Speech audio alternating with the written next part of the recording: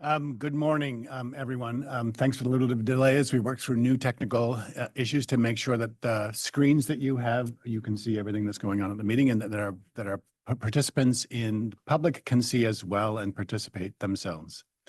So good morning and welcome to the Governing Board meeting.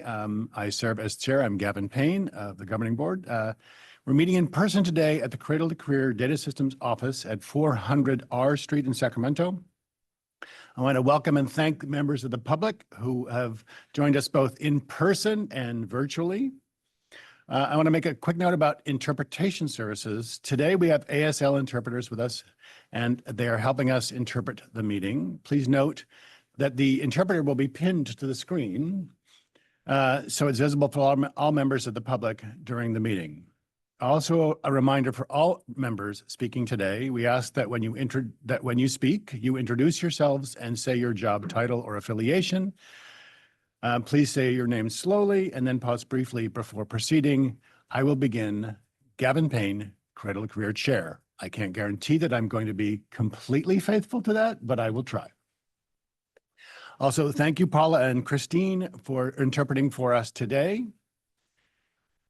For ASL translations. We'll also be offering translation services in Spanish. I noticed Mark on the screen for us. To listen to comments given in Spanish, please select the globe icon at the bottom of the screen that says interpretation. Then select language interpretation and your language such as Spanish. And you will then hear a live rendering of the comments of this meeting in Spanish. I will pause now for a moment for our interpreter to translate. Thank you, Chair Payne. We'll repeat the same for the benefit of our Spanish listening audience. Muy buenos días a todos. Queremos dejarles saber que se ofrecen servicios de interpretación para la sesión del día de hoy. Para escuchar el programa en español, seleccione el icono de un globo terráqueo que aparece en la parte inferior de su pantalla que dice Interpretation o Interpretación. De ahí seleccione su idioma Spanish o español y podrá escuchar todo el programa en su idioma. Gracias. Thank you, Chair Payne. Back to you. Thank you, Mark.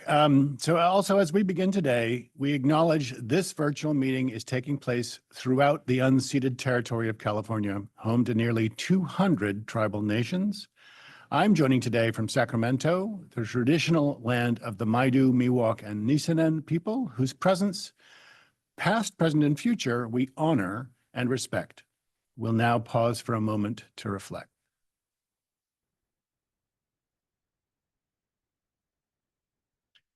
Thank you. We recognize the ancestral land on which we're collectively gathered and our responsibility to support and foster learning through the dissemination of knowledge consistent with the Cradle-to-Career System's work to advance equity. We hope this acknowledgement encourages individuals to think about what it means to occupy space in Indigenous lands, and we invite attendees to learn more about the ancestral lands on which they reside at native-land.ca.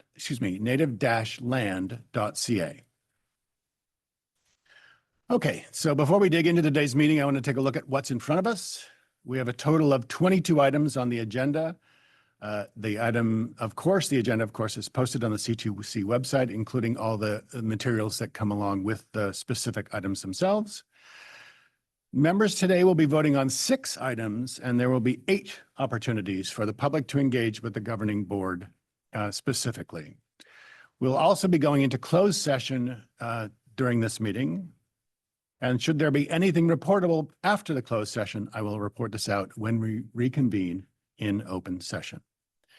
We intend to open it up for general public comment at 2 points, just before lunch and just before we conclude the meeting. If you're a member of the public who's with us here today in Sacramento and would like to make a comment, I request that you complete a speaker slip so that I can call on you by name at the appropriate time and that the record of this meeting can be full and complete. Speaker slips, of course, are voluntary and you don't have to, but if you do, please give the speaker slips to Sophia Aguiar, who is, raise the hand please, right there in the back.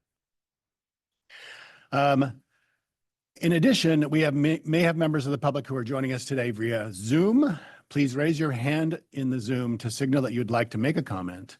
We'll first take comments in Sacramento, and then we'll open it up to comments via Zoom. Although we traditionally allot 2 minutes per public comment. If we find that we have 10 or more people wanting to comment on an issue, we reserve the right to reduce that speaking time to 1 minute, and that will be our policy for every item in which we have public comment. We have a very full agenda today and plan to end today's meeting in the late afternoon. We anticipate breaking for a 45-minute lunch around noon and hope to have 2 10-minute breaks this morning at about 10:45 and in the afternoon about 2:30. So before I call the meeting to order and we call the roll, I have a few reminders and updates. First, as always, I ask that all members of the governing board and the public please silence their phones.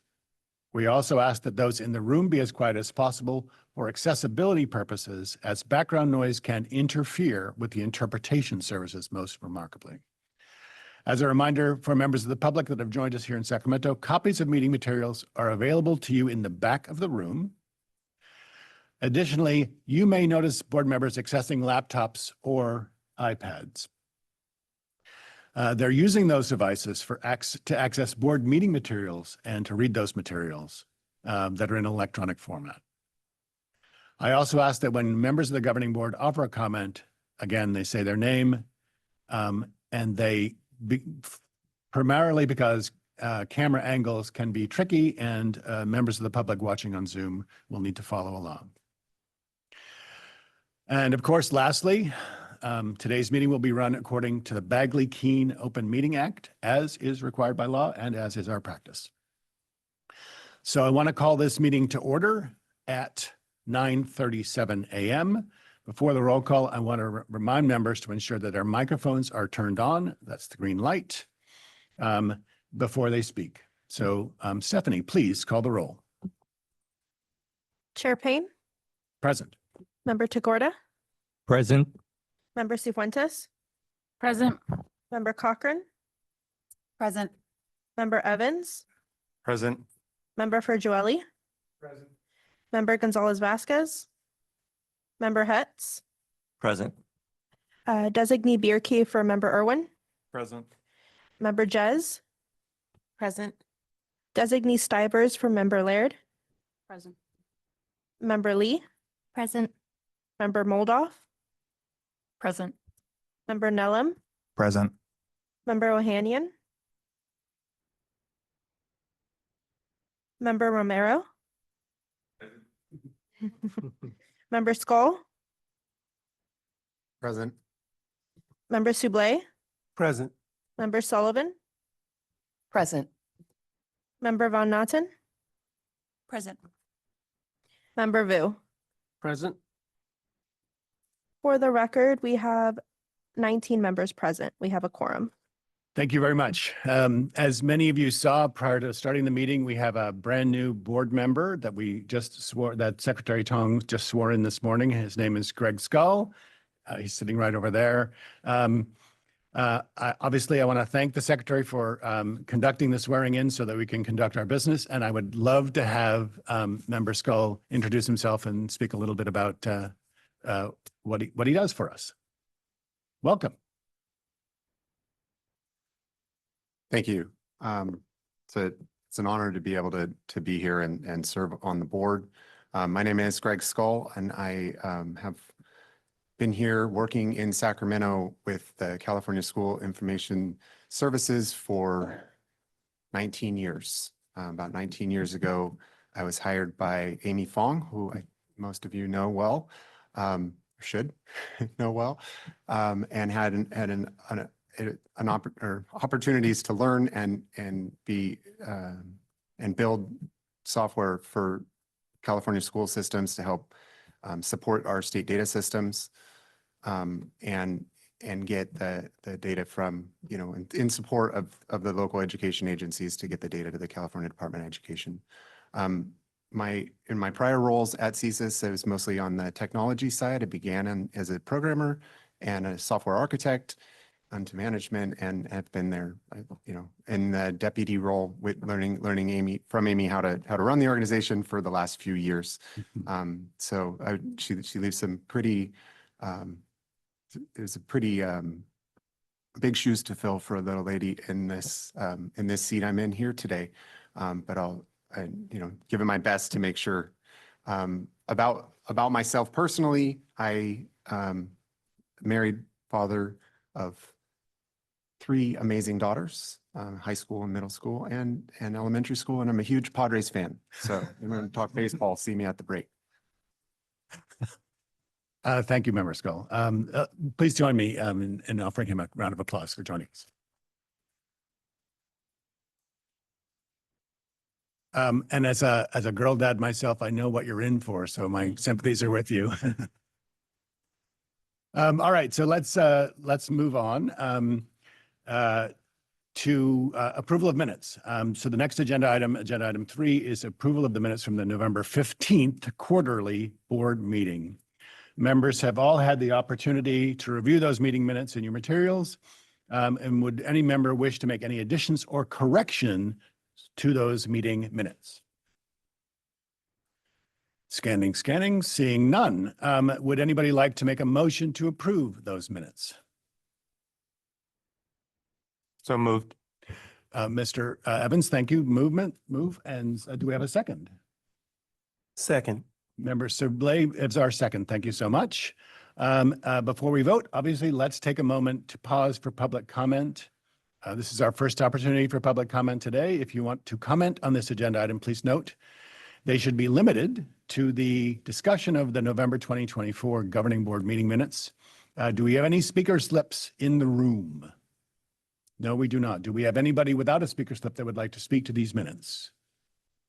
Seeing none. Stephanie, can you please confirm anybody being on Zoom to make comments? For members of the public attending via Zoom, please raise your hand at this time if you would like to comment on this agenda item. Chair Payne, I see no raised hands at this time. Perfect. Let's proceed then. Do we have a motion and a second? Please do the roll call. Chair Payne, Aye. Member Tagorda, Aye. Member Cifuentes, Aye. Member Cochran, Aye. Member Evans, Aye. Member Ferjueli, Aye. Member Gonzalez Vasquez, Member Hetz, Aye. Designee Bierke for Member Irwin, Aye. Member Jez, Designee Stivers for Member Laird, Abstain. Member Lee, Aye. Member Moldoff, Aye. Member Nellum, Abstain. Member Ohanian, Member Romero, Member Skull, Abstain. Member Sublé, Aye. Member Sullivan, Aye. Member Vu. Aye.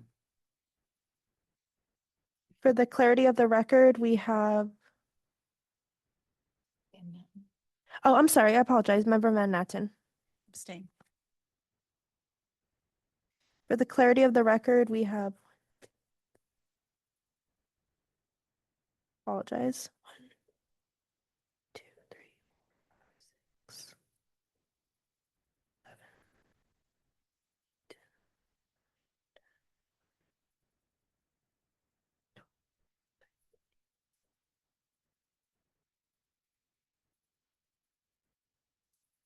We have 16 ayes, 3 abstentions. Thank you very much. Motion carries. Next item on the agenda is minutes for the January 16th Executive Director Review Committee meeting. I want to refer members to the staff report that was drafted for this agenda item.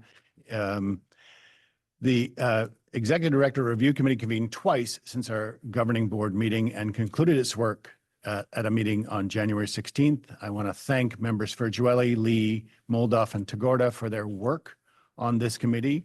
The committee will not meet again this year, and we would like the meeting minutes to be available to the public, so we brought them here for approval and asked to vote. Members have all had an opportunity to review the meeting minutes from the January 16th Executive Director Review Committee. Are there any additions or corrections to the meeting minutes from members?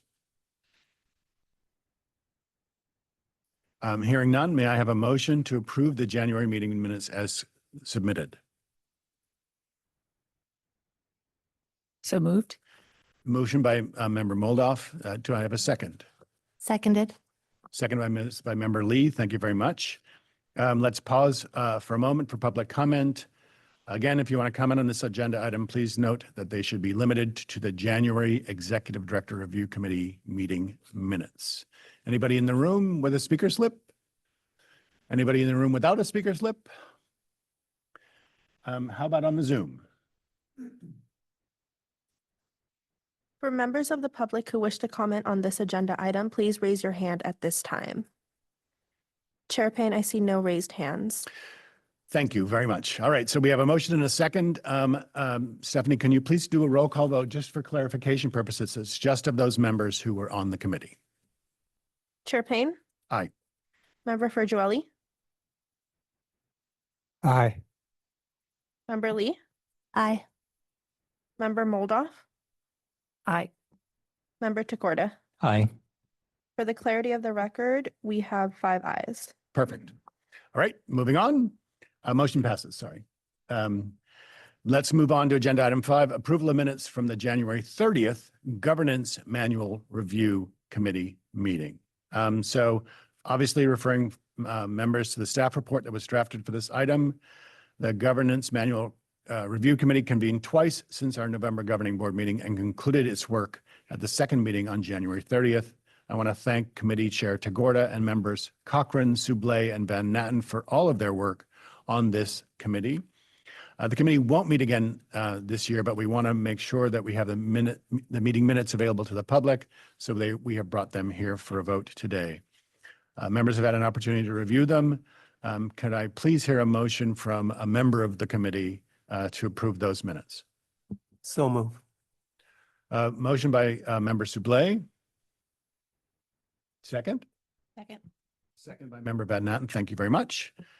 If you want to comment on this agenda item, please note that they should be limited to the Governance Manual Committee meeting of January. Do we have any speaker slips? Anybody in the public without a speaker slip? Perfect. Anybody on Zoom? For members of the public attending via Zoom, please raise your hand at this time if you would like to comment on this agenda item. Chair Payne, I see no raised hands.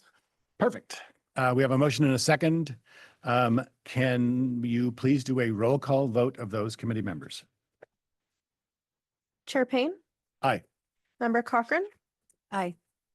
Member Soublé? Aye. Member Tagorda? Aye. Member Van Natten? Aye. For the clarity of the record, we have 5 ayes. Perfect. Thank you. Motion passes. Moving on. All right. Item 6 is the update from the Cradle-to-Career Governing Board Chair. Obviously, I'll be presenting this update. I have a number of things to talk about, but I wanted to, if we could have the slides up, I want to sort of talk in general at first. Obviously, like many of you, I'm sorely tempted to comment on the federal policy landscape and the state of our politics right now, but discretion is the better part of valor in this instance. And I'm reminded of a saying that was extant in Britain during World War II, and the saying was, "Keep calm and carry on." And I think for us here at C2C and for us in our daily lives and the work that we do, it's an appropriate sentiment, right? As public service servants and interest holders who collectively work to enfranchise the youngest among us and the aspirations that they have, we know that information, unbiased, honest information, is powerful and impactful for them. And for those of us who serve them, we need to keep calm and carry on. So one of the things that we request of all of our board members, and one of the things that we all try to do, is to think about intentional ways that we can champion C2C, either in our work or in our communities. And I think it's a good time for us to reflect on the things that we've done in the last 3 years in building up this system, in creating from almost whole cloth a system that is the basically state-of-the-art system in terms of state data systems in the country. So in doing that reflection too, I would also call you out and call upon you to reflect on how we can do that work in keeping calm and carrying on in the years ahead, especially in 2025 and 2026. Pursuant to statute, this board will have to make some decisions and make some recommendations about the future of C2C because we have a sustainability and strategic plan process that will be happening this year. And so think about the long-term success of data systems in general and the sustainability of C2C going forward as we go through our conversations today and on into the conversations we'll have later on in the year. We'll see a report later today about from the Governance Manual Review Committee. And I think it's important too, because one of the things that that committee really grappled with does two things to put in front of the board a much more robust view of what our advisory boards do. But it also puts a little bit more onus on the liaisons to those boards. And I want to acknowledge that at the get-go. We'll have a much more robust conversation about that during the item. But I want to thank Ana Luz and Chris, our liaisons to those boards, to being open to having a much more robust interaction with both the advisory boards and with us in relaying the information that happens there. And I think it's a good solution to a lot of issues that we've had. So another part of the issue that I want to relay to you too is a little bit of work that we're doing.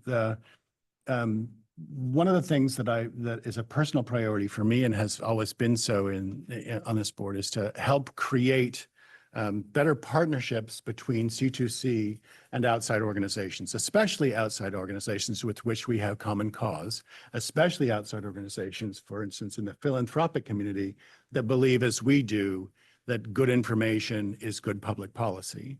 And so I'm embarked on an effort that we'll keep you informed about to try to sort of create a support structure for those people to have a way to assist in the work, and for us to facilitate a deeper and more fulfilling manner in which we do the work, especially in the work that we do to engage members of the public and to engage families and young people in the work. And so look forward to seeing more of that going forward. Now, if we could have the next slide, I want to refer folks to the staff report for this item on this slide. One of the strategic plan objectives is to build the C2C board's governance culture with a focus on ambassadorship as measured in progress summaries discussed at every board meeting and in an annual governance survey starting in the fall of 2023. We had our first annual governance survey in 2024. The draft 2025 governance survey shared in the staff report has a total of 26 questions covering 9 topics. It's based upon your feedback from last year and has optional open-ended sections for each question, allowing you to comment further on your comments on that. You'll have an opportunity to complete that survey between March 7th and 24th. And obviously, our goal, as with everything, is 100% completion of the survey, and appreciate your willingness to take some time out of your days during that March 7th to 24th period to complete the board survey. The results from that will be discussed at May 9th at our governing board meeting then. The next slide, if I could, please. In August 2023, we approved the office to facilitate a demographic survey for all 3 boards, ourselves and the advisory boards, after receiving a request. The results of that are posted on the C2C's website. We had the same survey come out to you recently. I think I filled mine out last week. This is from me a final nudge. Again, we like 100% participation. So if you have not yet, please fill out that survey. Now, I want to end a little bit too with some more reflections. If we could have the next slide. You'll hear from both Marianne and from Ryan today. Comment, sort of a report and comments about the upcoming dashboard release. As you may know, I'm a veteran of in various guises when I was with state government. I was a veteran of numerous efforts to build big, complicated projects. Those of you who are around, the first CalPads was quite an undertaking. State accountability systems, especially when we were trying to merge federal and state requirements, were huge undertakings as well. I know how hard that is, and I know, and I'm sure you all do too, in your collective work and your day-to-day work and trying to build these things. It's really hard to do and really hard to, really important to get it right. We're collectively building something huge here, as I acknowledged earlier, and we're hyper focused on doing it right with security and privacy of young people and their families in mind. That is our North Star.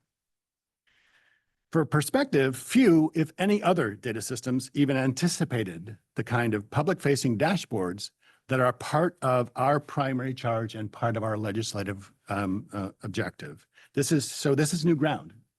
We're pushing the envelope, and we're also honestly pushing those with whom we've contracted to help in that effort. And so they have their own challenges as well. And I would commend you to sort of reflect on that when you hear the reports from later on. We'll hear later on about those, the status of the dashboards. We're all frustrated about the timing, but we want to keep perspective and remind ourselves that at the same time, there's a whole bunch of stuff that we've accomplished so far. We've been able to sign onto a single legal agreement for data sharing. We've ingested our initial batch of data and have normalized annual data submissions. And probably most complicated and most importantly, we've linked records from all of those systems and merged earnings data with our colleagues at EDD. This has all been done in collaboration with you and the organizations that you are participating in. And we're very excited about what's coming in the year ahead. So with that, I want to see if there are any questions or comments on my comments.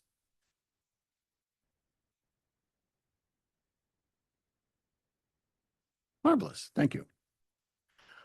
All right, now we want to move on to our next item. I believe it is item 7. Update on the Office of Cradle-to-Career Data, the report from our Executive Director, Marianne Bates. Thank you, Chair Payne. This is Marianne Bates. I serve as the Executive Director here. I want to start my update by looking at Cradle-to-Career's purpose, if we can go to the next slide. This is our code, education code, and I'm just going to read it out to start.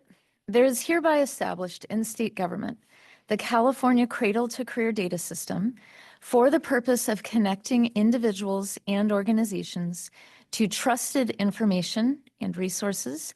The data system shall be considered a source for actionable data and research on education, economic, and health outcomes for individuals, families, and communities, and provide for expanded access to tools and services to support the navigation of education to employment pipelines. Now more than ever, it's crucial that Cradle-to-Career serves as a source for trusted information and for actionable data and research.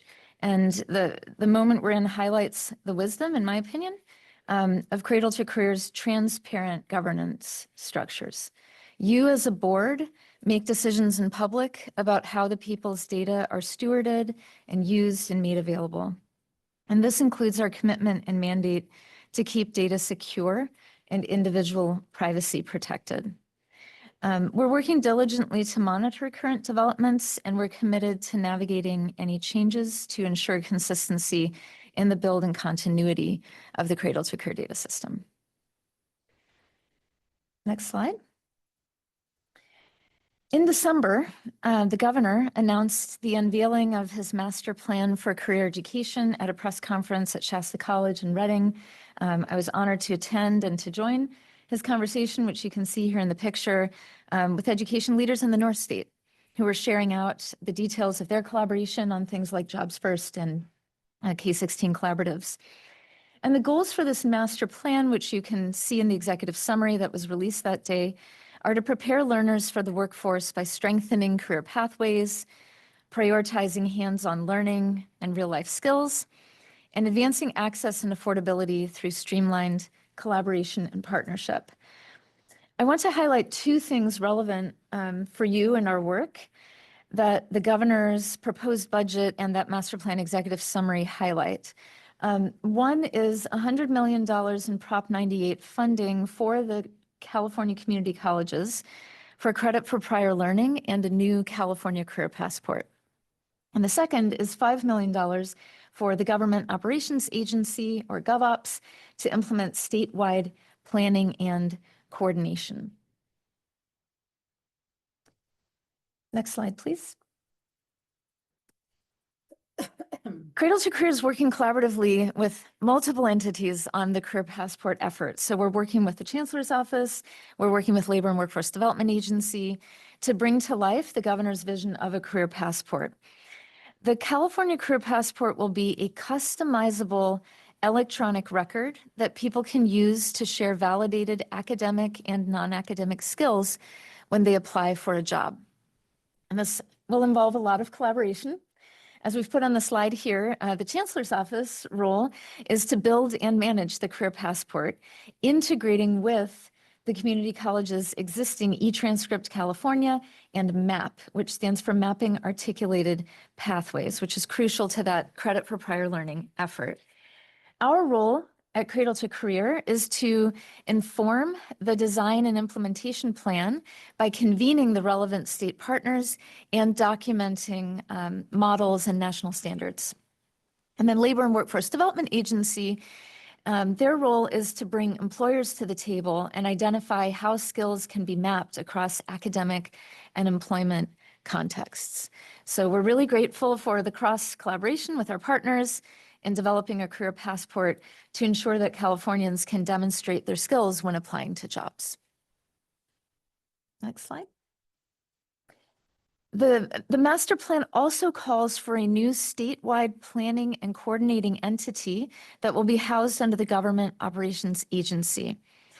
According to the governor's budget, proposed budget, and the executive summary of the master plan that I mentioned, the role of this new entity is to bring together the state's education segments, workforce training providers, and employers to improve forecasting of needed skills and coordination of resources and initiatives across state government in alignment with recommendations from the master plan.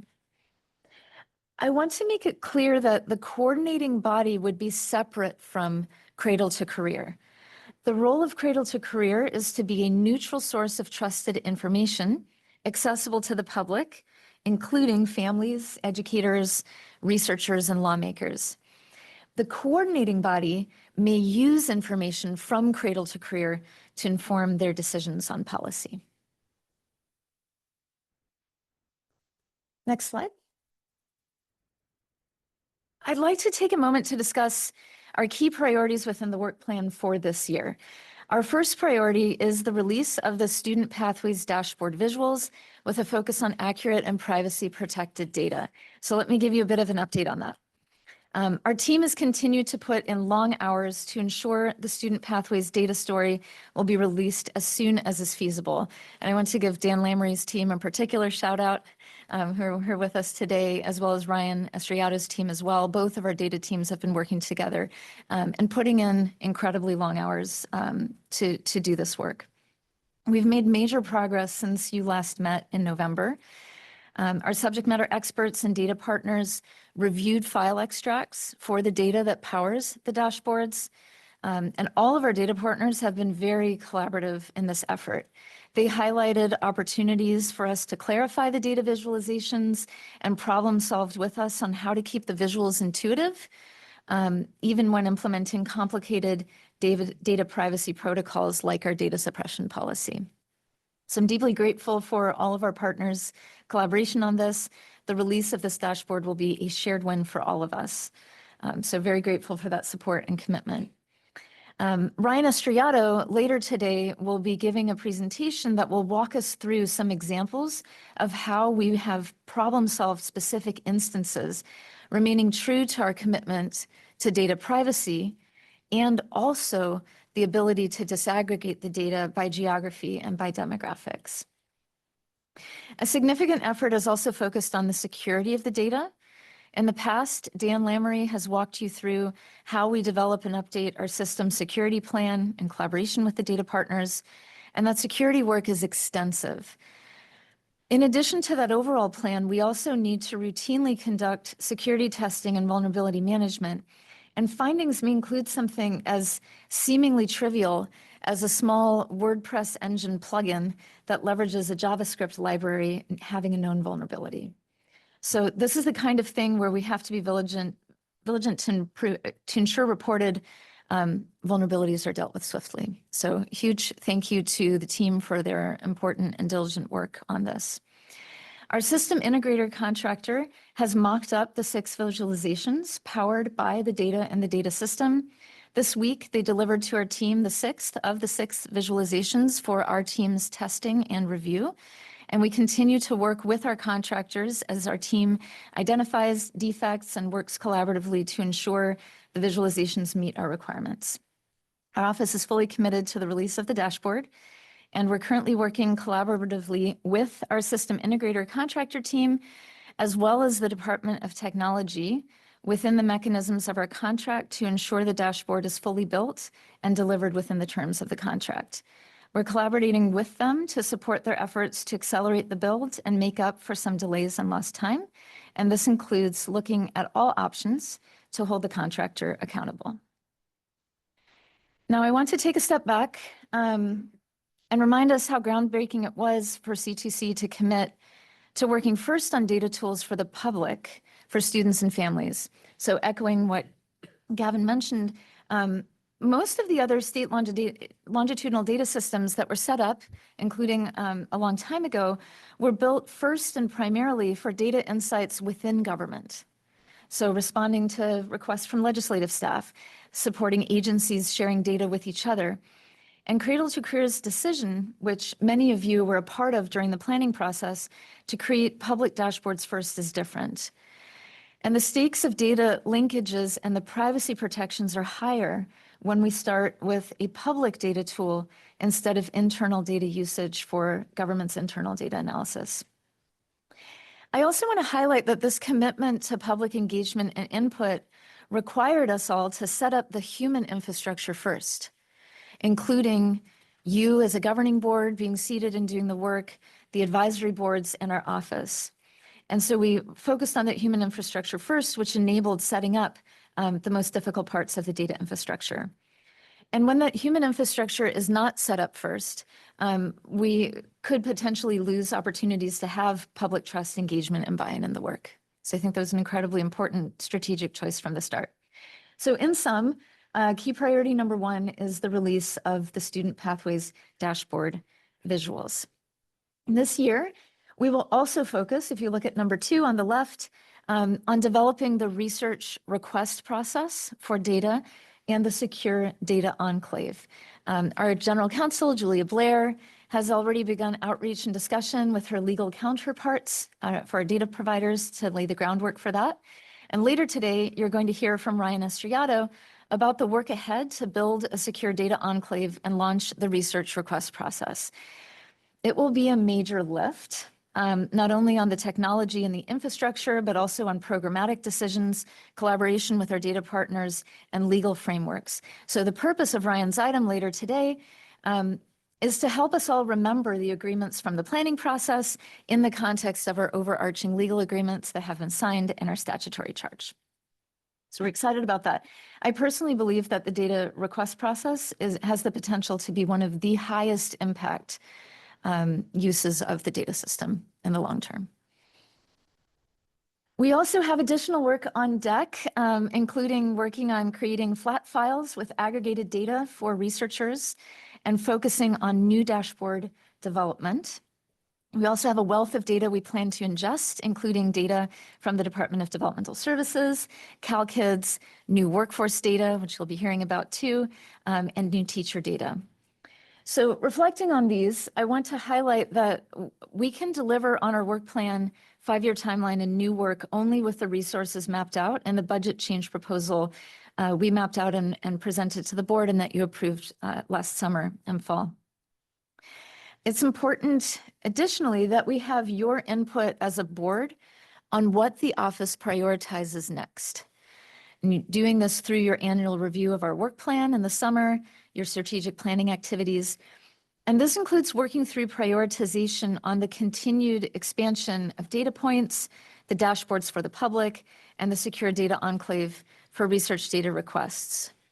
And as we increase the amount of data and the kinds of data in the data system, the number of useful things we could build with that data is going to continue to increase. And we will really need your guidance as a board in these public meetings on what we prioritize first and what we put later in the queue. So for example, if we bring in new data, should work with that data displace some of the long-time planned dashboards or not? Right? Those are the kinds of questions we'll be bringing to you in future meetings so that we can make sure we're doing the work according to your top priorities. All right, next slide. I want to highlight and acknowledge some important and difficult work that we've done with our data partners collaboratively to make this data system come to life. And what you see here is a screenshot of something that's too small to read on the screen, but it is posted on our website. So if you're following along in public, you can find this, and you have the links here within the slide deck as well. And, you know, I shared this with you when we posted it in December because it really gives a nice overview of the historic work we've accomplished together, right? It includes breaking down silos to come together in order to shed light on the comprehensive journeys of Californians. We've added Department of Developmental Services as a data provider to ensure those with developmental disabilities have their stories included in the data system. We've championed the scaling of CCGI in accordance with our statute, and now over 2 million students have specialized college and career planning, and it's made it easier for students to apply to CSU and UC and the community colleges. And overall, we have collectively had a focus on removing administrative burden for students. We've done all of this with collaboration at the center. Our engagement and data programs teams have conducted extensive user-centered design work to ensure accessible use of our data tools by the public. And additionally, we have a data governance structure with you that enables all data providers to come to the table with the public and with lawmakers. So we're excited for what's to come. The next slide has another resource that you can find on our website, which again is too small to read, but I wanted to provide a screenshot so you know when you found it. And this is about the progress on the on creating the actual dashboard as well. So the next time someone asks you, as I've been asked more than once, whether AI will be able to create our data visuals with just one click, this checklist can help you answer that question. It summarizes just some of the steps that this work takes across data governance and legal, data infrastructure and security, engagement and public input, and public analytical tools. So I'm deeply grateful for all of our partners' collaboration on this and the release of the dashboard. And that final checkbox on the screen on that page will be checked, will be a shared one for all of us. Next slide. Later today, you will have the opportunity to take action on adding the Scholarshare Investment Board as a new data provider. They administer CalKids, the savings accounts for students. In November, I presented a potential partnership with CalKids, and you're going to hear more about that later today from Ryan Estriato, as well as Cassandra Di Benedetto, who's the Executive Director of the Scholarshare Investment Board.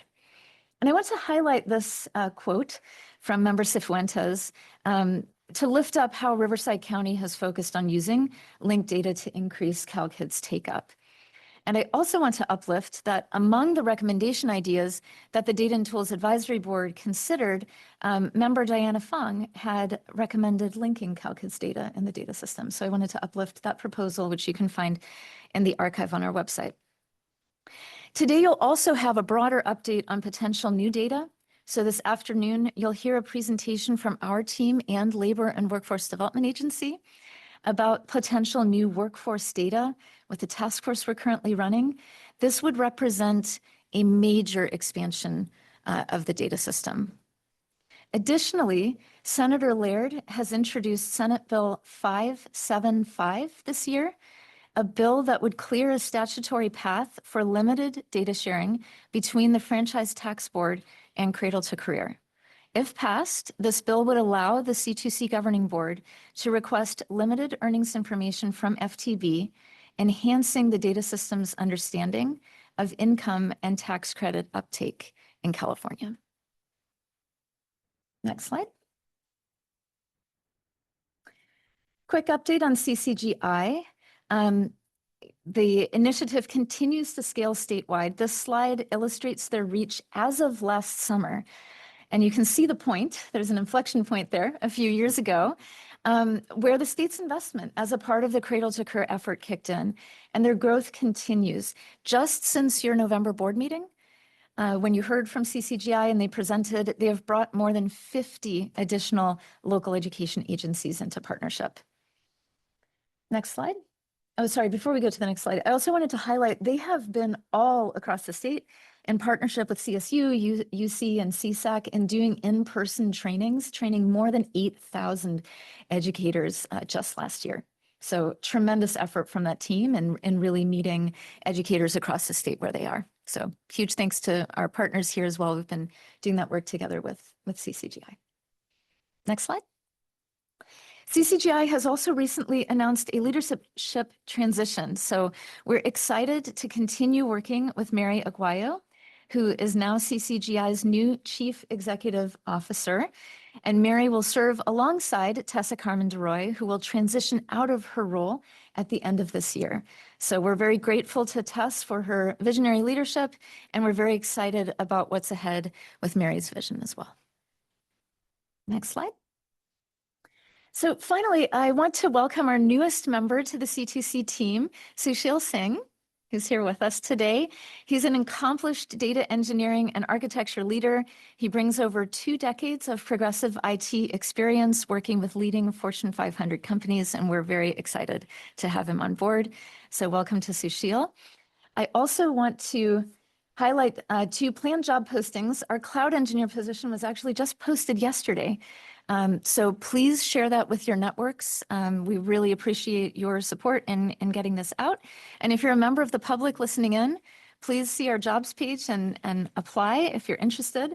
We also expect to soon post a research data specialist 2 position on Ryan's team, which does a lot of work around the user-centered design and the research and design of our data tools. So we don't have as many positions. When I used to give these updates, I'd have like 6 to 8 positions we were trying to fill, and this is now becoming rare, thankfully, as we're fully staffed. But I wanted to highlight these 2. They're both incredibly important to the team. That concludes my update, and back to Chair Payne. Thank you, Executive Director Bates, for that comprehensive, in-depth and informative update. Before we move on the agenda, I just want to open it up to the board and members if they have any questions for Executive Director Bates. Yes, Javier. I've been reflecting on your reflections, Gavin, and thinking of your update. You know, as we push forward, you know, I think as a board, we have to protect this work here. And I think how we do that is being responsive to changing times, changing needs, changing policies, changing landscapes. And just, you know, since we saw your update, the possibility of a career passport, a master plan for career education, the addition of additional data, it all ties together.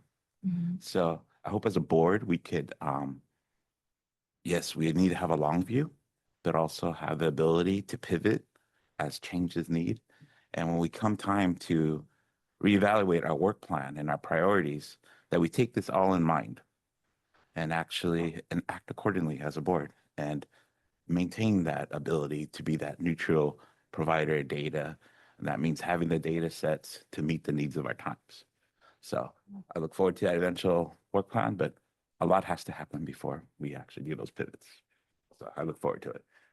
Thank you, Member Romero. Sort of long view and nimbleness are both, I think, very important for us to have sort of going forward, especially in these times. Thank you for that.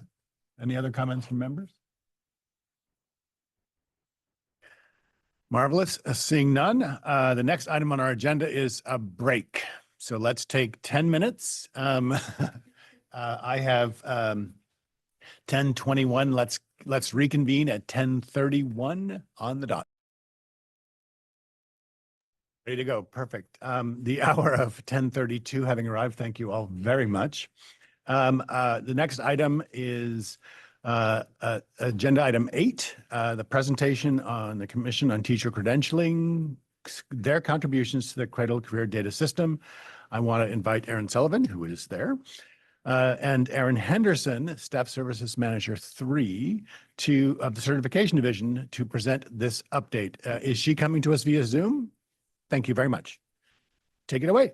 Oh, also one request, and I'm the chief problem in this issue, but if you could remember to speak more slowly so that our interpreters can have an easier time interpreting our words. Thank you.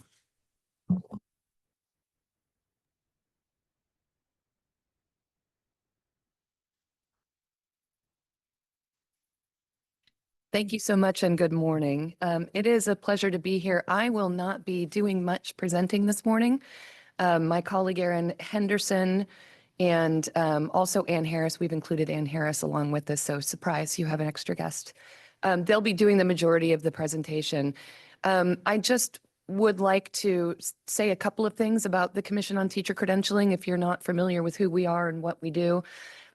We have sort of 3 statutory requirements, which is issuing educator credentials, because it's far more than teaching, taking discipline against those credentials if it's needed, and accrediting the institutions that want to offer the preparation toward those credentials.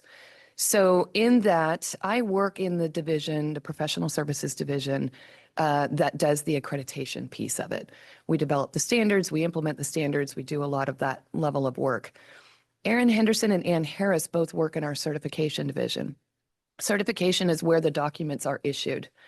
To keep it very simple, I'm sure they could both tell you about 5,000 more things that they do in their division, but both the professional services division and the certification division have been developing dashboards over the past few years that have become, I think, just really exciting key pieces of our work.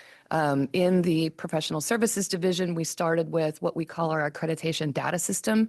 About 5 years ago, we launched it and gather information from institutions regarding what are the programs they offer, how many credits are they, how many candidates do you have, et cetera. In the certification division, they've been doing some other really exciting things, including building roadmaps for teaching that are available and useful for the public, for people that are interested in becoming educators. Creating a whole division of career counselors in the last couple of years that are there to really respond to people who are interested in becoming educators. And then as well as what they're going to show you this morning a little bit, which is these workforce dashboards that they're building.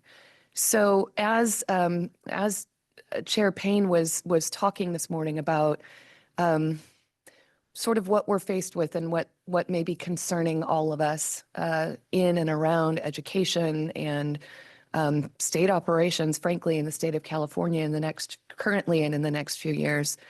I definitely agree and had the same insight recently at a national educator conference that data is going to be incredibly important for us in the next few years, and especially trusted data. So I really just want to echo what Chair Payne said about good information is good public policy. I think that having good trusted data to pull out at a moment's notice and show how we're supporting the public in the state of California, specifically for the commission, how we are supporting people who want to become educators and supporting quality pathways to that, I think couldn't be more important right now. So with that said, I will go ahead and turn this over to Erin Henderson, and I'm happy to just have you experience their presentation about our workforce dashboards. Hi, nice to be here today. I'm really excited to share our educator workforce dashboards, but also a little bit about our experience building them.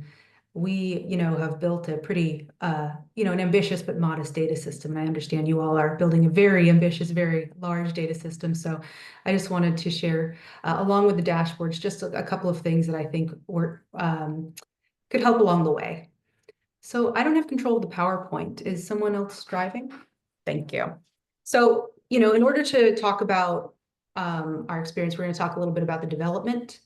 And then we're going to talk about the data and how it is captured and gathered between two agencies. And then we're going to talk about, because it is kind of living between two agencies, the difference between what the CTC does with it and the Department of Education on their TAMO. And then I will proceed with a live demonstration. So the goal of the workforce dashboards is genuinely to demonstrate a holistic view of teacher assignments and preparation across the entire state. And we'll get more into how we do that when I show you the dashboards. But I just want to say that this goal was absolutely unreachable about 5 years ago, because prior to this, monitoring of educator assignments, making sure that educators are properly assigned for the credential and authorization they have. It was such an intensive process and a labor-intensive process that it was divided among a 4-year cycle.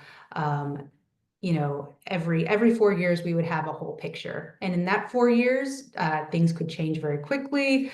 And then also, data was not. We couldn't have immediate information about what was happening year to year. We'd have to wait to the end of a 4-year cycle. And it's simply because it was done via paper. It was done by, credential analysts in the field at counties and in their LEAs, going through each, line by line, each educator and making sure they had the right credential. But what we did was we made a data system, which I'll explain in the next slide, that semi-automates the monitoring process so it could be annual. However, it wasn't as easy as just like having the idea, conceiving of it, deciding to do it. There were several legislative and technical changes that had to take place before we could even get here. So the first and most important, I think, was Assembly Bill 1219, which directed CTC and CDE to work together on this semi-automated, system. Again, before this, it wasn't even. It was in statute that it was a 4-year cycle. We had to change that statute first. And then, during this time, so as you see, the dates kind of line up there, 2019, the statute, the bill was out, but also 2019, we started development. We were doing it in tandem because we knew it was signaled to us that we were going to start. But as we were building it, it was also, being communicated with the legislature, what they wanted out of it. In fact, there was another bill that's not mentioned on here that had to do with charter schools, that if it went one way, we wouldn't have been able to monitor in a certain way. And if it went another way in legislation, then, it would be a totally different thing. So we had to actually build our system to accommodate both possibilities at the time. And then in 2022, our first assignment monitoring dashboards were released after some successful monitoring cycles. And they were only focused on monitoring results. And that is basically, is an educator appropriately assigned for their assignment? Do they have the right credentials? It wasn't focused on preparation at all. But because there seemed to be a need for more dimensionality in how we actually looked at the educator workforce, in 2023, SB 114 added provisions to expand the scope to preparation. And that's where the resulting dashboards came from. So as you can see, it is, it was development on, on the system, but also a lot of things that had to change in statute to get us to where we are today. And this is how CalSAS data collection works. So CDE has assignment data in CalPads, and CTC, we house all of the credentialing data. And what we've essentially done is we've created a decoder that allows our system to see, which credentials and authorizations allow an educator to teach in which classes. What we do is we smash that together, we interface them, and then any assignment that doesn't have an appropriate credentialed educator attached to it produces exceptions, which is that little diamond there. And at that point, there are many exceptions because monitoring is extremely complicated. It's not a one-to-one, so we can't just say it's assignments because there could be many otherwise legally, available options to allow an educator to be in the classroom. So at that point, we go through the monitoring cycle, which does involve LEAs and County Office of Education in the field. They review the exceptions and they provide a determination. They can say, well, this was an exception because this was a vacant position, or this was an exception because there was a local assignment option. Here's the documentation for that. The monitoring authority then reviews that information and makes a final determination. The monitoring authority is the county providing oversight.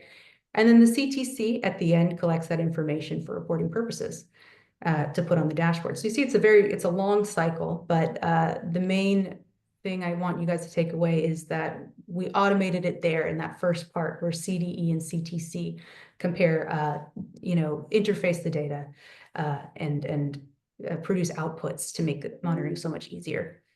So this happened the first year in 2019-20. I think another thing that might be really interesting for you guys is we had kind of a soft opening for CalSAS because we knew it was a big change, and we had all of these our education partners in the field that we needed to get on board with that. And so what we did was we had a non-consequential year, which that means that they could monitor, they could go in and use our new system, but the data was not going to be displayed that first year. And that, we kind of sold it as a test year to get all their ducks in the row, to get all of their assignments ready for next year when we'd have annual data, because it was a big shift and a scary shift. But that really led to them, they appreciated it a lot. And I think we got less pushback because we were willing to give that leeway. But we've been very successful.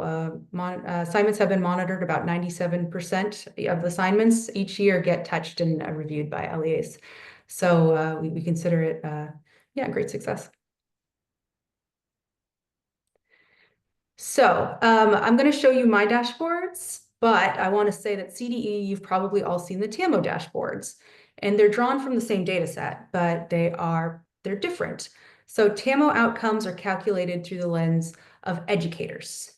So what they do is they use FTE as the way that they calculate how many full-time equivalent educators would it take to staff these assignments. We are just assignment by assignment.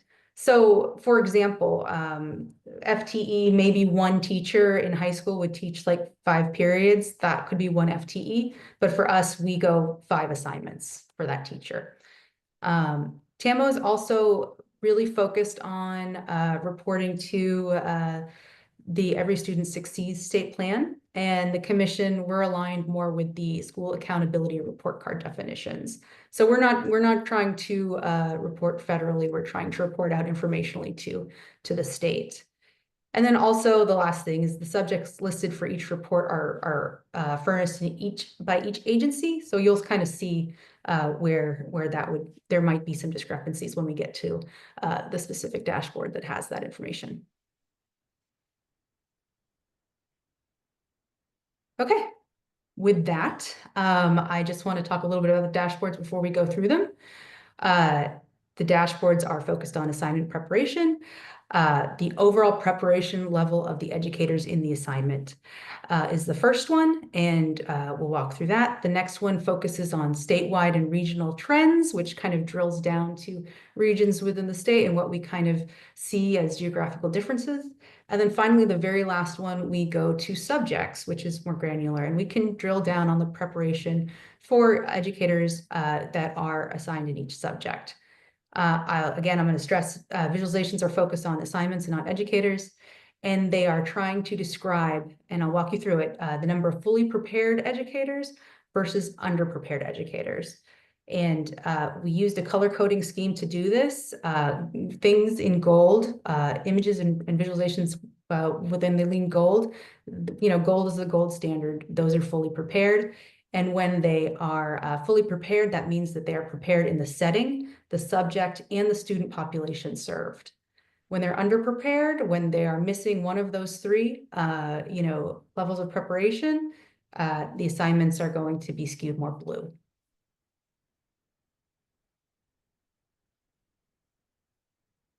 Okay, let me share my screen and get this started. One moment, please.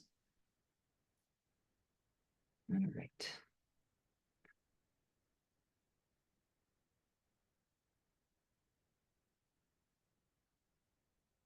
Okay.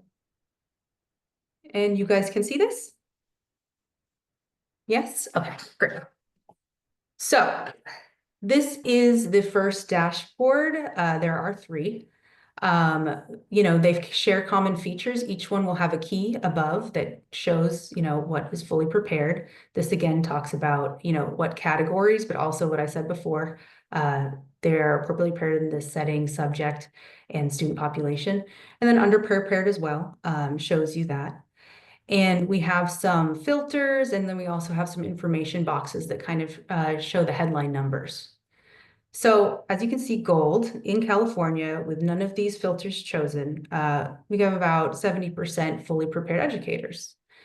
And you can click on this, and then the informational boxes kind of show you how many assignments that represent, as well as the distinct number of educators.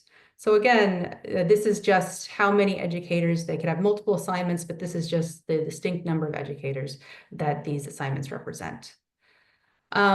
These are, our charge in the statute was to kind of drill down to a more granular level. We were supposed to go down to, if you know anything about credentialing, a clear versus a preliminary versus like an intern credential, levels of preparation down to the detail. And we did do that.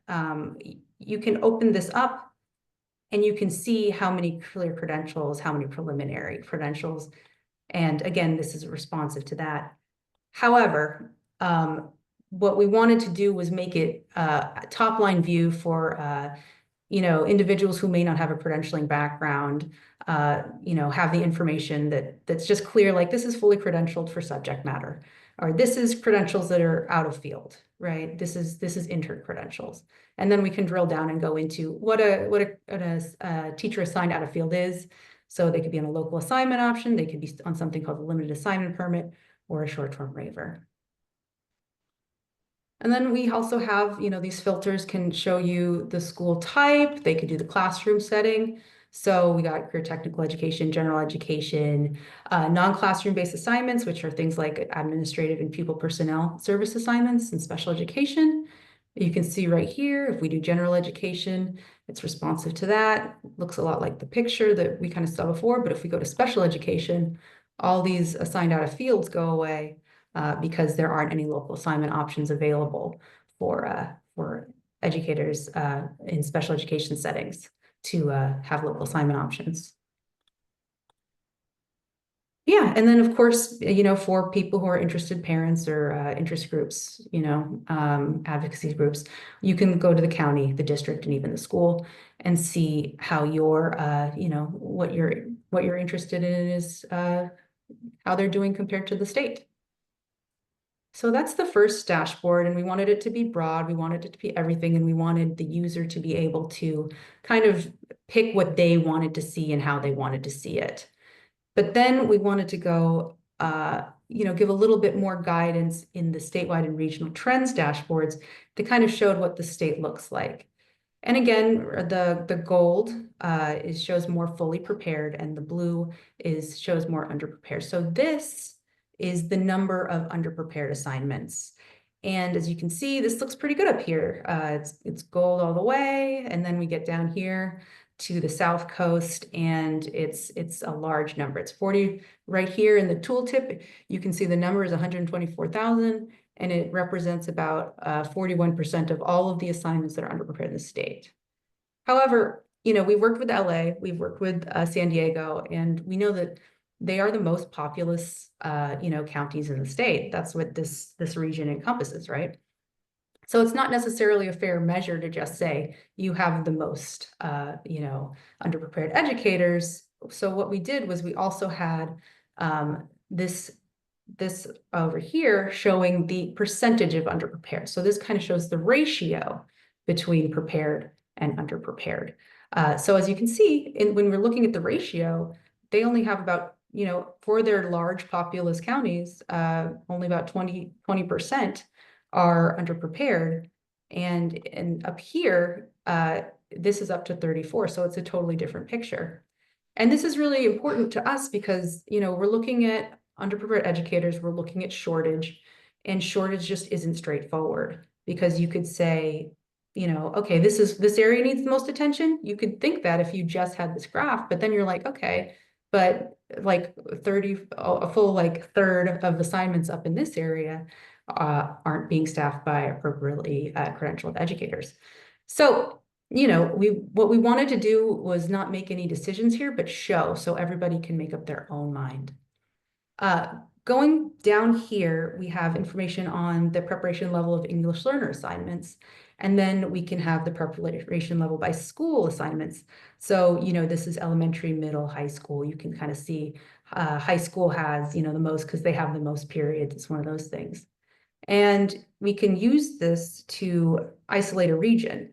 So, this, as you can see, if we isolate the South Coast, they're actually doing better on English learner assignments than the state level. And then if you go up here, you can see that the makeup of these school level assignments change quite a bit. A lot of these K-12 public schools are the focus of the assignments. And also, they have a lot of underprepared educators. And we think that K-12 public schools, we think that's because of small schools. We think it's because of maybe, one-room schoolhouse type things, and they don't have more of the traditional high school or middle school. So it's interesting. You can kind of see different trends across the region. We have a lot of conversation about up here and what the makeup is, and now we can finally see what it does look like as far as assignments there. Okay, and finally, this is our assignment preparation area by subject. So this is the top 10 assigned subjects in the state. Self-contained basically means, an elementary school where a classroom where an educator teaches all subjects to a group of students. But then, we would expect that. But below here, we got English. And then, of course, the blue shows the amount of underprepared educators in English assignments.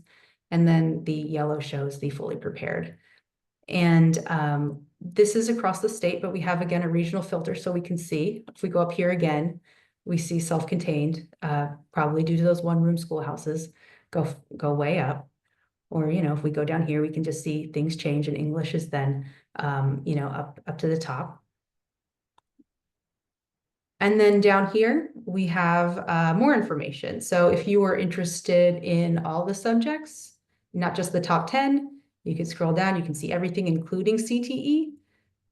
And then you also have the ability to go to the core academic subjects. So that's English, math, social science, biology, etc. The electives, which is, physical education, world languages. And then finally, electives in the arts, because there's been a lot of interest in funding for the arts. And then career technical education. But yeah, these are our dashboards. We hope that they are illuminating. We hope that they, give you control to see what you want, point you in the right direction, and also, enlighten us to where the areas of shortage is in subjects as well. And yeah, I'm happy to take any questions. Thank you so much, Erin. I really appreciate that. And so just to kind of wrap up a little bit, as I said, this is just one of the many dashboards that we're working on at the commission. Obviously, it's a bit niche, right, for us because it is about assignment monitoring and do we have appropriately credentialed educators in the roles in which they're serving. But I do think it's a really nice example of how we've worked closely with another state agency, right? So just bringing this sort of full circle into what are our C2C partners doing. It demonstrates how we worked with another agency. How are they gathering data? How are we gathering data? How can we create dashboards that are going to be useful to the public, as well as offer us information that we can provide to researchers? We get contacted in looking, at what C2C, what Marianne was saying earlier about the expectation about who's probably going to want our data. We see right now that the majority of the people that are requesting our data are researchers, right? So Learning Policy Institute, AIR, these are the folks that contact us the most often, and they want this information for the reports that they're developing. So if I'm still here in a year, which I hope I am, there's another data system that they're working on in certification, the Educator Credentialing Data System, which is a little more tracking folks from the moment of enrollment in a program to graduation, and it allows us to see their pathway. That I think is going to be really interesting and probably a huge piece of data that we may be sharing with C2C moving forward in the kinds of things that we're doing here. So just want to thank again, Aaron, for taking some time, making some time actually to be here with us today, and also Anne. And yes, if you have any questions, we're happy to answer. Thank you, Member Sullivan and Ms. Henderson. Thank you very much. Are there any questions for them going forward or in general? Looking around? Yes, Member Jen, yes. Susan Jez from California Competes. Thank you so much for sharing this dashboard. And I had to Google and then saw it's not quite out yet, but I'm excited when it comes out, and I appreciate the breakdowns by all the breakdowns, school type, the location. I had a couple of thoughts as you guys are working on it. I don't know if this is like totally C2C relevant, but I'm just going to offer them anyways. When you have the heat map of the different regions, that was the scale from like yellow to blue. I thought it was a little confusing because the other charts, yellow was like prepared and blue was not prepared, but the heat map was sort of a scale of unprepared. So, and the heat map started at like 9.4% for prepared, and that was yellow. So I thought first like, oh, yellow means good. It means better, but it's even, I think the one that you clicked on, Aaron, was like 20% unprepared. So I think, I don't know if there's like a different color to use or something, but I think it might be misleading or confusing to folks to think like, oh, we're yellow, we're good, when it's still like not necessarily good. Just one thought. It's a comparative from region to region. So sometimes it's better. And there is more, the good thing about, so we're using Tableau. The good thing about it is if you could play with it yourself, if you hover over it, kind of has a real explanation in every time you hover as to what it means. Because we see that it needs a little bit more guidance as well. But yes, thank you for the feedback. And then the other thing is I also sit on my local districts, like the Parent Budget Advisory Committee. And as you're walking through this, I was thinking about our district, which is in a bit of a fiscal crisis right now, trying to understand like an easy way to compare schools within my district. So I don't know if you guys have that mechanism to be able to see, like without having to go school site by school site and like download each one, but be able to see within a district, how do like on a single page teacher preparation looks like across the district and with similar districts too. I can say that we shied away from that so this was supposed to be very informational, and also we, instead of going county by county, district by district in the visualizations, we're trying to, frankly, a lot of LEAs think that this information is punitive, so what we're trying to do is show it as more of a trend thing in these dashboards, so as to really show that we're looking into areas of shortage. And Anne and I have been kind of talking across the state to all these counties and districts and trying to convince them that this information is good, because then we can use it to find the holes in our educator workforce, and then maybe use the tools available to fill them. So that was done intentionally to try to make this feel more informational, more supportive than targeted. Thank you. Well, I'm excited when this comes out. I'm happy to amplify and uplift. This is great. Oh, thank you so much. Thank you. Other comments or suggestions? Yes, Ms. Van Den. You're a board member. You go first. Liberty Van Atten, California Department of Education. I love the visuals. I think those are really powerful, and I just wanted to speak to the point about the collaboration that we have been doing. I'm not in those conversations. I've heard of them. They're really complicated, and it's been years in the making. And I think that we're in a place, just your visuals speak to this, where the data have meaning and are now being able to be shared out in a pretty impactful and powerful way. I work with a lot of other state education agencies, and California is somewhat unique in that the Commission on Teacher Credentialing is not within the SEA. And so this relationship is even unique in that sense. And so I think it's just really, really commendable, the work that you all have done, and slightly jealous of your visualization. It's really nice work. Thank you, Ms. Van Natten. Yes, Executive Director Bates. Thank you. This is Marianne Bates. I just wanted to offer two reflections. So one on the user-centered design, we think about that a lot too, and just like the apple and then the partially eaten apple. Brilliant. I think it's incredibly intuitive. I can remember that. So just wanted to highlight that. Building off of what Member Van Natten just said too, I also thought and really appreciated the clarity in how you described why your data visualizations look different and are looking at a different question than what CDE's TAMO, Teacher Assignment Monitoring Outcomes, is doing. And I think that's a great model for us at Cradle-to-Career to consider, because the way you described it, it was very intuitive and easy to understand. Okay, it's a different question. There's a different purpose. Here's why this one looks at it in this lens. Here's why CTCs looks at it in a different way. And I think that's what we at Cradle-to-Career will need to do again and again and again, because of the nature of how we're bringing the data together or the question that's being answered.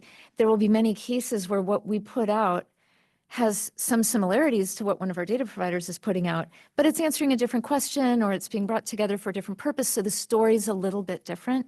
And so I just want to uplift, I think, the way you're describing the difference in purpose is really clear and was easy to understand as an external person. So I think that's a nice model for what we will need to do repeatedly over time in our work as well. So just wanted to uplift that. Thank you. I think that's a very good and very important point too, because in some instances we'll be connecting different kinds of databases and different kinds of things from different places. And so telling that story is going to be really important as well. Other comments, questions?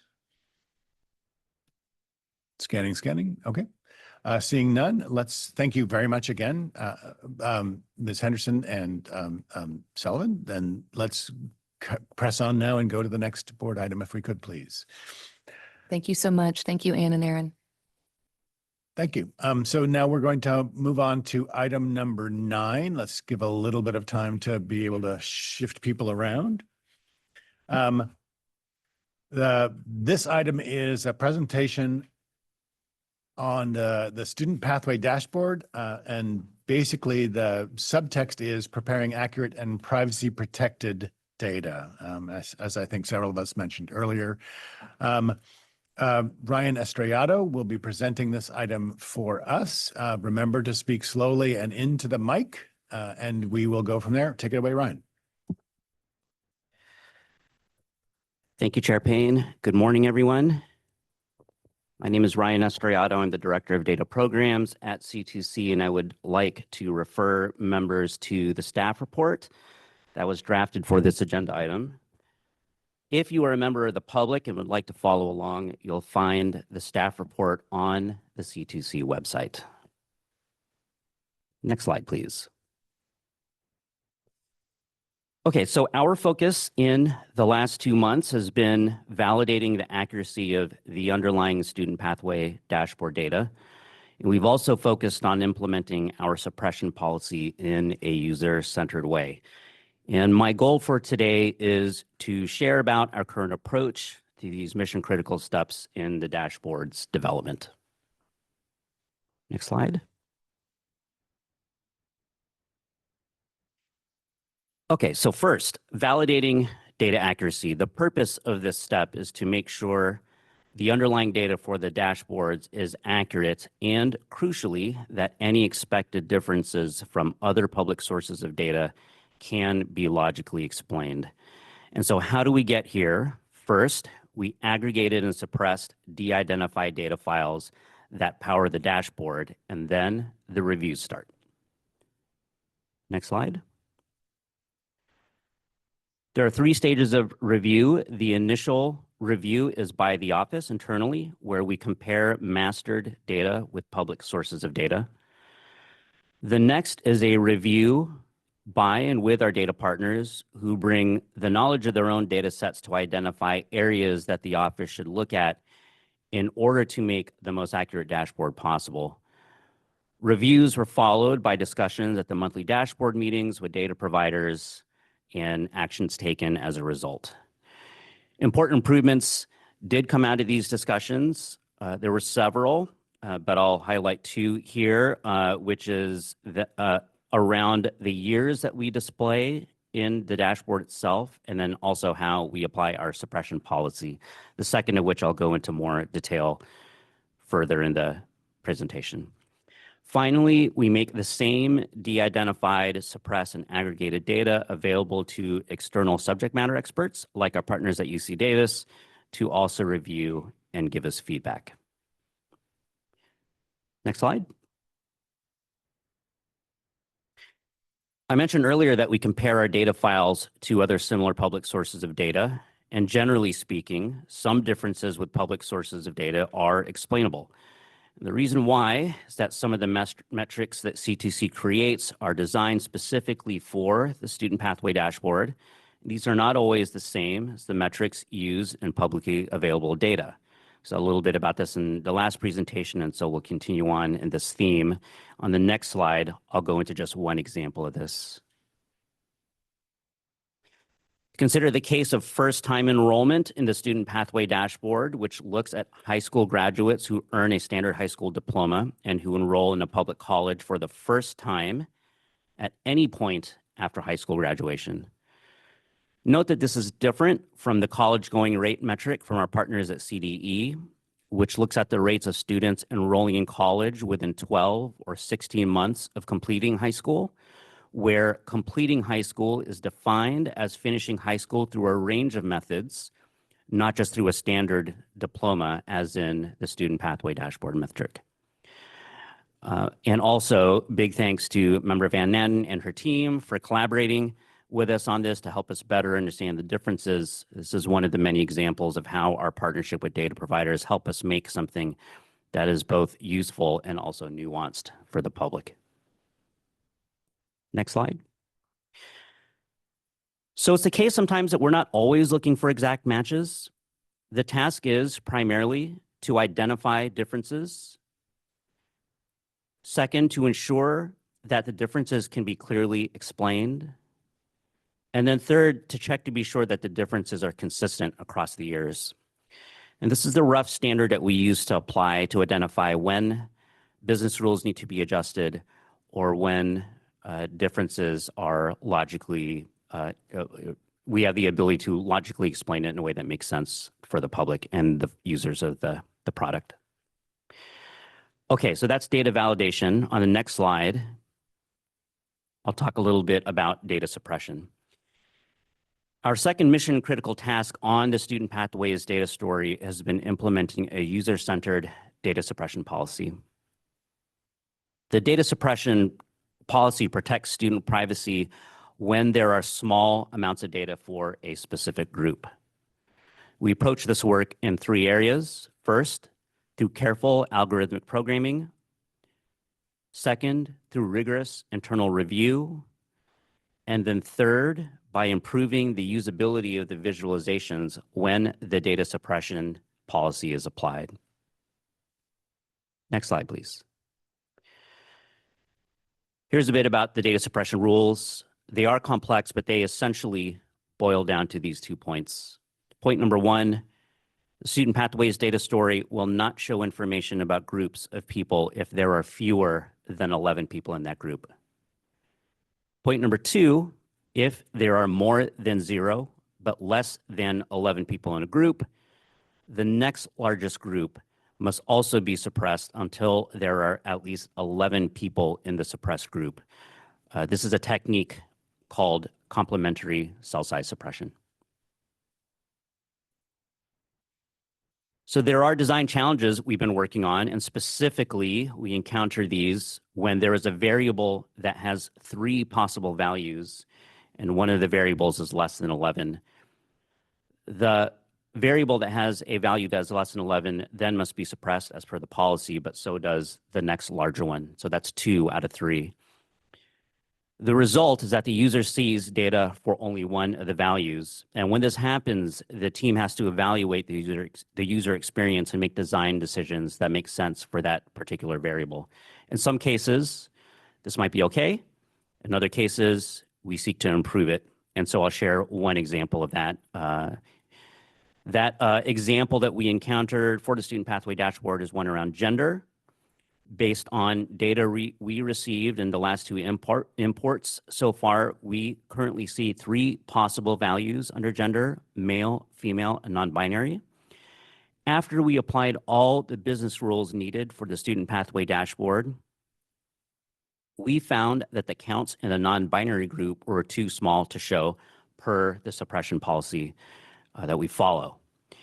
And additionally, with complementary cell size suppression, the user sees 1 out of 3 possible groups which didn't meet our standards for a good user experience for this particular variable.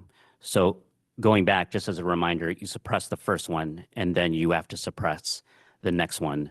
What's left is just the remaining variable. We looked at a number of solutions. The solution that we picked for version 1 of the dashboard is to randomly allocate records and the value with the smallest count. In this case, that's non-binary in the gender example, to the remaining 2 values. And this allows the user to see data for the remaining 2 values instead of only seeing 1.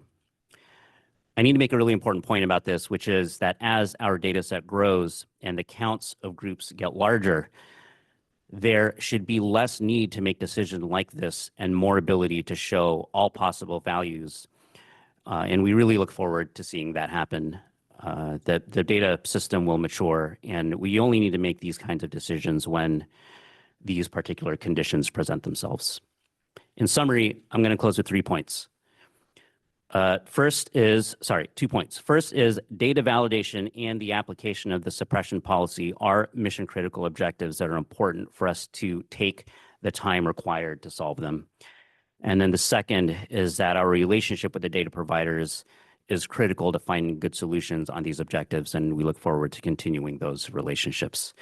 And that concludes my presentation. Thank you for your time. I will hand it back to Chair Payne. Thank you, Ryan. Really appreciate that. I just wanted to was reflecting as Ryan was speaking on a number of reasons why we suppress information, because if you think about the terminology, suppressing is never a good thing. But let me just remind folks, and I reflect too, and Member Sco will remember this as well, on the same discussions that we had around CalPADS and around both sets of California and federal accountability systems that had to be created. The reason that we suppress is because the smaller number there is, the easier it is to identify individual students, and that is against the law and not good, right? So the idea is that this is information for people to use in the aggregate in any instance where we might endanger the privacy of an individual or his or her family. Then we need to take every effort that we have to make sure that that doesn't happen. And so that's what guides this conversation. But as I said earlier, it's a very complicated process when we're speaking about the kinds and amounts of data that we're speaking about in this system here. And so when I say things like we need to get it right, that's the reason we're really trying to get it right, especially with regard to the suppression information. So with that, any questions or comments for folks? Any questions of Ryan around the process? Marvelous. Thanks so much. Go ahead. Yes. I'd just like to uplift one more thing, because I think Ryan's update is incredibly important and highlighted a few of the challenges we're working through. But I also want to lift up Additional people in the room here as part of the team have done incredibly important work. So I'm just going to use my prerogative for that for a moment. So who you don't always hear from in the presentation. So one is Moni Chitnani, who's on Dan Lamry's team. Just going to embarrass her here for a moment. She brings decades of experience as an IT leader in the state, and it's been tremendous. And I want to connect the dots here because the workforce data in particular, her experience on the workforce data is incredibly useful and complementary to the education experience that many of our other staff have. Dr. David Lang, who's here, his experience with education economics and research has been crucial for helping our team connect the dots between the broader research world and the data we're putting out, and his nuanced and detailed understanding of that has been very helpful. Dr. Elizabeth Parati, who I don't see in the room right now unless she's hiding behind someone, has also been crucial in the user-centered design and working through many of these puzzles. And Dr. Julie Liao, who's here, whose experience as well on the underlying specific data system elements has been crucial. And so I just want to take this moment to elevate that because I understand that you hear a lot from our directors on the work that their teams are leading. And we have a very small team and have been incredibly fortunate to have every single person who's been hired brings a very unique skill set that's been very needed and useful in collaboration with all the data partners and the expertise that they bring. So I just wanted to take a minute, since we're a little bit ahead of schedule, to give that shout out too. Thank you. Always appreciate shout outs. Thank you all for your hard work. All right. Sorry, Do we have another? Yes, Member Hetz. This is Member Hetz, California Community Colleges. I just wanted to express a great deal of empathy for the work that you guys had to go through. And I think it's one thing, it's an important thing for us to note for the public that when we're using suppression, they came up with a very elegant, non-suppressive solution, right? So it's not hiding the data, it's making sure that people can't be identified in the data. And all of the students remain represented, which is a very powerful and elegant solution. I wanted to call out that for the team as an excellent path forward. So good work. Thank you. And I need to pass the thanks on to Dr. David Lang, who helped us identify a solution by looking at the way this was done in a number of other government agencies. So thank you in passing that along. Thank you. Yes, Member Cochran. I similarly wanted to just give kudos to the team on both the solution, but also how clearly you explained it. It is very complicated concepts and you explained it incredibly clearly and made it easy for us to follow along. Thank you. Thank you. Anything else? Perfect. Let's move on then, please. We'll be moving on to agenda item 10, which is update, discussion, public comment, and possible action on the addition of the Scholar Share Investment Board as a